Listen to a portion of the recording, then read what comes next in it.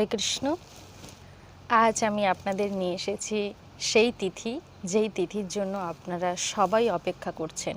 সেটি হলো অক্ষয় তৃতীয়া। অক্ষয় তৃতীয়ার কবে হচ্ছে সেই ডেটটিও এই ভিডিওর লাস্টে অবশ্যই আপনারা দেখতে পাবেন। তো এখন অক্ষয় তৃতীয়ার যে মাহাত্ম্য এবং অক্ষয় তৃতীয়াতে কি করবেন কি করবেন না সেই বিষয়ে একটু জেনে নিন। তো মানুষের জীবনে অক্ষয় তৃতীয়ার মতো সুবর্ণ তিথি আর নেই বললেই চলে। এই তিথিতে রোহিণী নক্ষত্র ও শোভন যোগ সবচেয়ে শুভ বলে মনে করা হয়।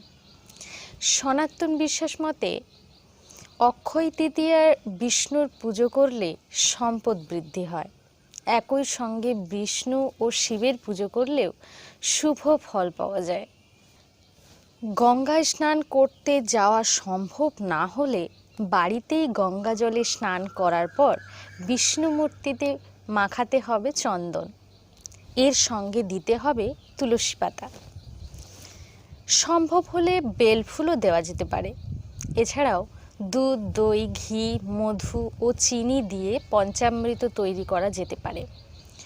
সৌভোজ্য জলপূর্ণ ঘট, বস্ত্র, পাখা এবং দক্ষিণা। তবে কাঙ্ক্ষিত ফল লাভের জন্য পরপর 8 বছর ব্রতটি উদযাপন করতে হয়। পুরাণ অনুযায়ী মহাভারতে পাণ্ডবরা যখন নির্বাসনে 13 বছর কাটিয়ে ফেলেন, তারপর একদিন ঋষি দুর্বাসা তাদের আস্তানায় প্রবেশ করেন। দ্রৌপদী তাকে অক্ষয় পাত্রে খেতে দেন।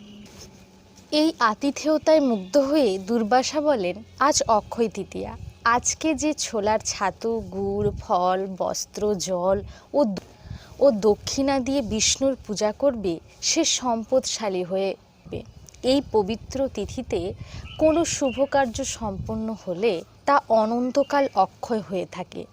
যদি ভালো কাজ করা হয় তার জন্য আমাদের লাভ হয় অক্ষয়পূর্ণ, আর যদি খারাপ কাজ করা হয় তবে তার লাভ হয় অক্ষয় পাপ।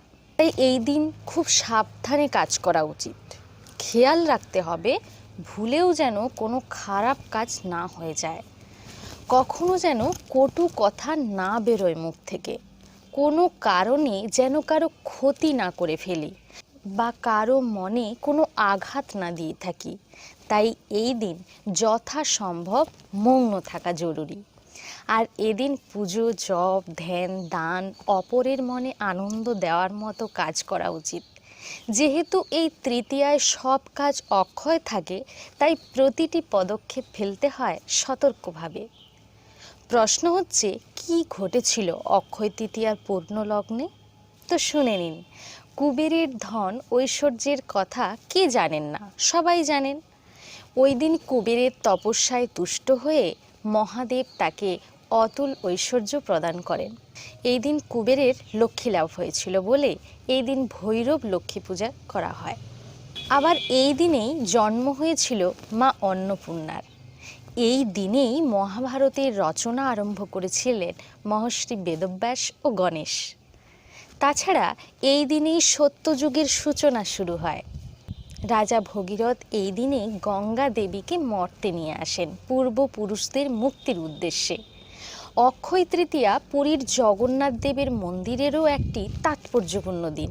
অক্ষয় তৃতীয়ার শুভ দিনেই পুরীধাম জগন্নাথ দেবের রথযাত্রা উপলক্ষে রথ নির্মাণ শুরু হয়। তাই এই অক্ষয় তৃতীয়া দিনটি অত্যন্ত গুরুত্বপূর্ণ।